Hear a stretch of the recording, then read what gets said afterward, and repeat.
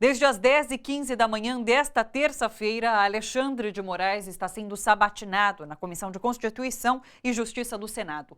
O ministro licenciado da Justiça foi indicado por Michel Temer para uma vaga no Supremo Tribunal Federal e precisa ser aprovado no Senado para poder assumir. Respondendo aos senadores, Alexandre de Moraes já disse que vai atuar com independência nos julgamentos da Lava Jato, negou que tenha advogado para o PCC e que tenha plagiado a obra de um jurista espanhol.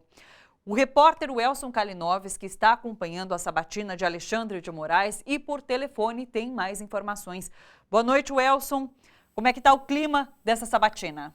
Boa noite, Thalita. Boa noite a quem acompanha o seu jornal. O clima é sempre tenso. Agora há pouco, por exemplo, houve um bate-boca entre Alexandre de Moraes e a senadora Fátima Bezerra, do PT. O clima ficou quente porque a senadora repetiu vários questionamentos que foram feitos ao longo de todas essas quase mais de 10 horas, praticamente, aí de sabatina, Thalita.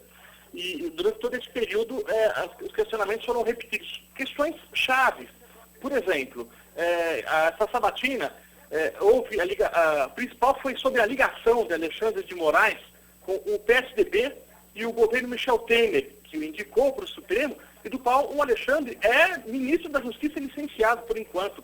Ele terá casos do Supremo Tribunal Federal, em que ele terá o poder de decisão em processo da Operação Lava Jato, Thalita, envolvendo diversos membros do próprio governo que são citados, que já são investigados, e também do Congresso Nacional, da própria CCJ, por exemplo, são pelo menos de 5 a 10 membros investigados. Ele disse que atuará com absoluta imparcialidade, que em casos nos quais ele será o revisor em plenário, ele promete que vai atuar somente no final, sem interferir na investigação, e que, quando necessário, ele vai se declarar impedido de julgar. Ele também foi muito questionado, principalmente antes do início da sabatina, sobre a omissão da participação do escritório de advocacia da esposa dele ter processos em instância superior, e até mesmo no Supremo. Moraes argumentou que ela não constou na declaração porque não há vinculação entre a atividade dele e a dela. E ele disse que vai se declarar impedido de julgar processos em que a sua mulher, a Viviane, ou o escritório que ela trabalha, atue no Supremo. Ou seja, ele promete seguir a legislação nesse caso.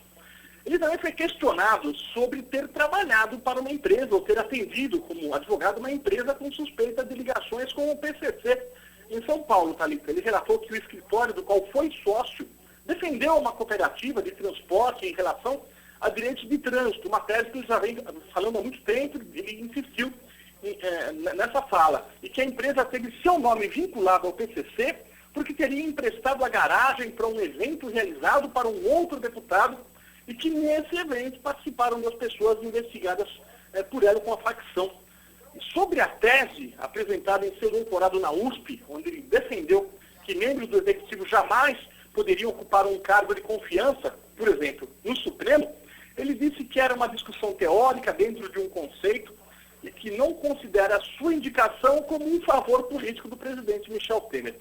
Houve ainda uma outra questão polêmica que envolveu o nome dele após a indicação relacionada a plágio de uma obra espanhola em um de seus livros. Ele tem alguns livros que ele publicou lá em São Paulo como professor de Direito, e ele afirmou que essa obra é uma compilação de julgamentos do tribunal daquele país e que a reportagem que tratou do tema foi maldosa, e que ele promete processar as pessoas que insistirem que isso é plágio. E, por fim, um assunto realmente muito importante, da qual a senadora Vanessa Graziotin foi a principal interlocutora também no início ainda da sabatina, um inquérito que corre sobre investigação na Operação Acrônimo da Polícia Federal, envolvendo uma empresa de negócios imobiliários que teria transferido para a conta de Alexandre de Moraes, entre 2010 e 2015, valores que chegam a 4 milhões de reais. Essa empresa é investigada por pagamento de propinas para parlamentares. Mas esses 4 milhões de reais que correm em sigilo, teriam sido depositados para Alexandre de Moraes, até por enquanto não ficou configurada como propina, e ele defende que não é. Ele afirma que o escritório dele prestou serviço para essa empresa também, e que esses 4 milhões são honorários advocatícios. Tá certo. Mas, Thalita, até agora, ele não apresentou nem comprovante. Legal. Obrigada pelas informações por enquanto, Elson.